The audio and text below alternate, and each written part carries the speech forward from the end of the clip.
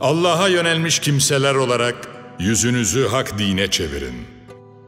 Ona karşı gelmekten sakının. Namazı dosdoğru kılın ve müşriklerden, dinlerini darmadağınık edip grup grup olan kimselerden olmayın. Ki onlardan her bir grup kendi katındaki dini anlayışla sevinip böbürlenmektedir.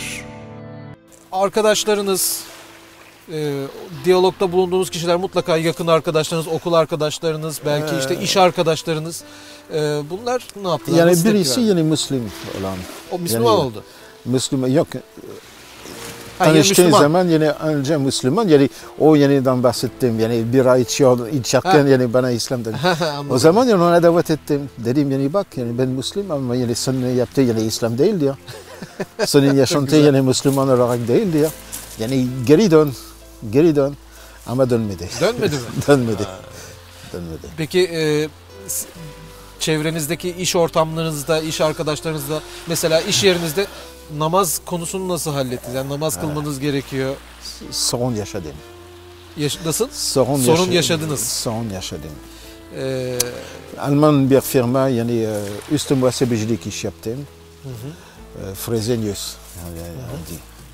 Ve orada namaz zamanında, namaz vaktinde kendim yani ezan okuyordum. Çok güzel ya. Abdest alıyordum ve yani namaz kılıyordum. Ve acayip ettim ama ondan sonra hemen anladım. Öyle namaz vakitte. Her zaman yani yemek zamanında. Ama yani namaz başlarken yani telefon geliyor. Allah Allah. Yani ilk sefer yani cevap verdim. İkinci sefer. Üçüncü sefer. Açıp bıraktınız. Açık bıraktım. O zaman yani geldiler. Dediler yani siz arıyoruz ama yani cevap vermiyorsun. Demin evet. Ben yani iletişimdeydim. Asıl iletişimdeydim diyorsunuz. Ve ondan sonra yani kapı kilitli. Kapıyı vurdular. Ve gelmediler. Ondan sonra yani bir geldi. Bir mektup gönderdi. Dedi yani beni. Ve yani gitti kapı. Git çıkarken diyor yani acayip yani onu konuşuyor cevap vermiyor. Ve yani aşağı yukarı yani bir hafta, 2 hafta sonra müdür bana çağırdı. Dedi yani tepki var diyor. Siz tuvalet, banyo gibi yani kullanıyorsunuz. Zaten abdest alıyordum. Ondan sonra namaz kılarken yani cevap vermiyorsunuz. Seçilmesi gerek. Namaz devam kılmak isterseniz o zaman işe bırak. İş devam etmek isterseniz o zaman yani namaz bırak. Ben dedim bir hafta sonra yani cevap versin. Ve hemen dedim yani bir hafta lazım değil diye. Namaz bırakmayacağım. Ve yani işten yani ayrıldım. Allah razı olsun. Ve Allah'ım desin ondan sonra yani arkadaşlar yani bir esnaflar. Üçüncü ondan sonra geldi. Muhasebecilik iş yaptım ve yani böyle devam ettim. Yani Batı toplumlarında bu tarz toleransların tanındığını düşünürüz ama demek ki her yerde her zaman olmuyor. Yani böyle bir tepki görüyorsunuz. Belki Fransa'da biraz daha mı fazla acaba buna şey? Biliyorum seni o zaman yani bana baktılar yani namaz kıldığından sonra yani dediler Monsieur Roussel, Fransız mısın? Demek yani onlar için yani Müslüman olmak yani Fransız olmamak. Arap olması gerek.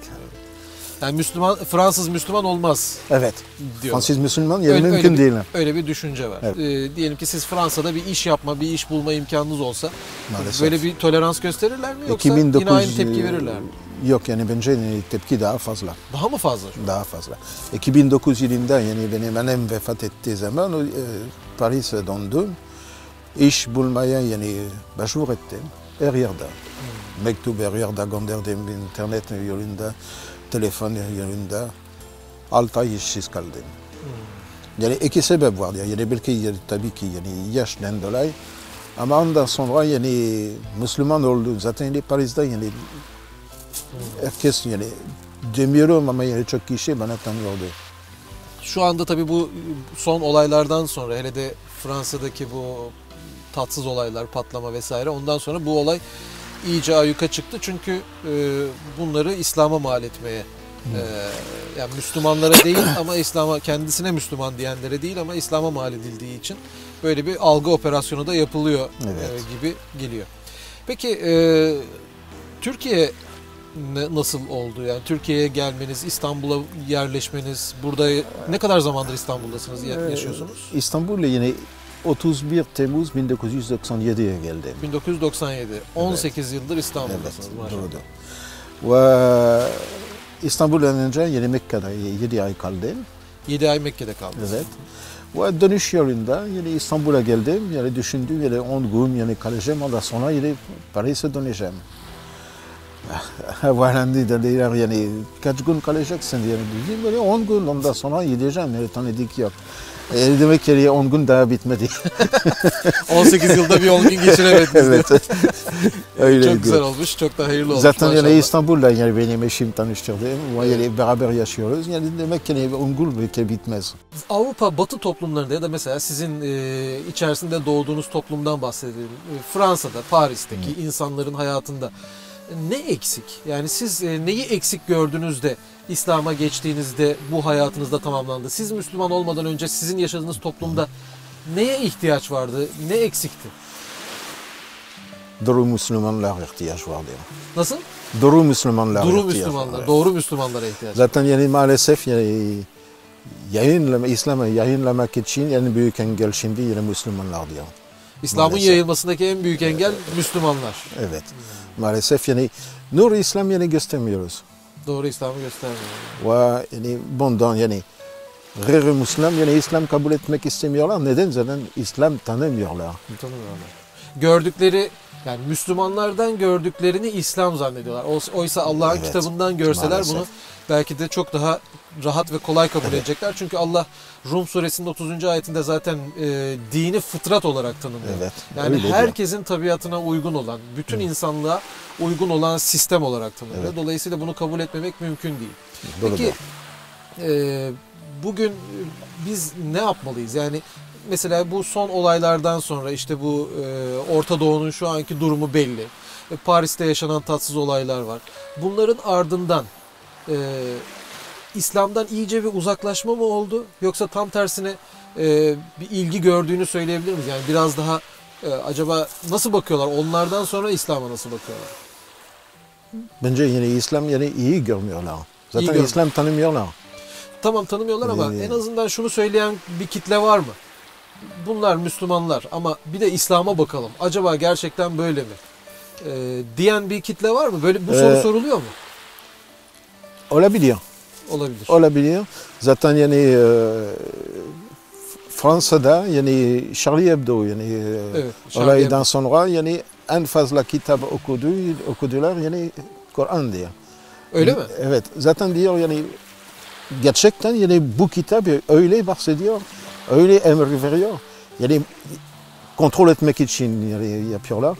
Yani Paris Cami'de yani bir gazete okudum. Yani en fazla şehadet kelimesi getiren yani ay Ocak ayında 2016 geçen yıl.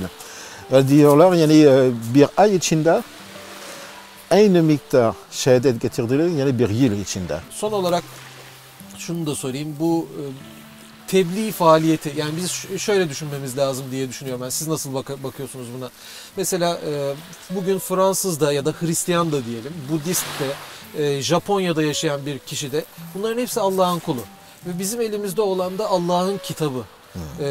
Allah'ın ayetlerini Allah'ın kullarına ulaştırmak aslında bizlerin görevi. Çünkü o kitap bizim elimizde. Yani burada biraz görevini yapmayan biz Müslümanlar mıyız? Ne dersiniz? Maalesef yani eksiklik var. Eksiklik ne diyor? Yani yardımlaşma. Yani sosyal yardım, sosyal hizmet verilmesi gerek. Yani şu an yani Fransa'dan yani yaşadığım zamanında yardım dernek vardı ama o zaman yani sadece yani yurt dışı dağıtılıyordu. çok az yani Fransa'da. Ve yani bundan yani fayda bulunmaz.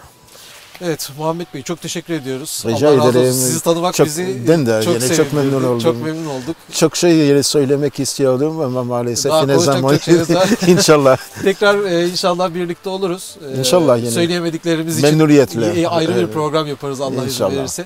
Çok memnun olduk. Allah Sıcak. ömrünüze ömür katsın. Hayırlı ömürler versin. Amin. Sağlık sıhhatle yaşayın inşallah ve tebliğ faaliyetlerinizi hayırlı bereketli kılsın. Amin. Hepimiz inşallah. Sağ olun. bizi Allah razı kırmadığınız olsun. için.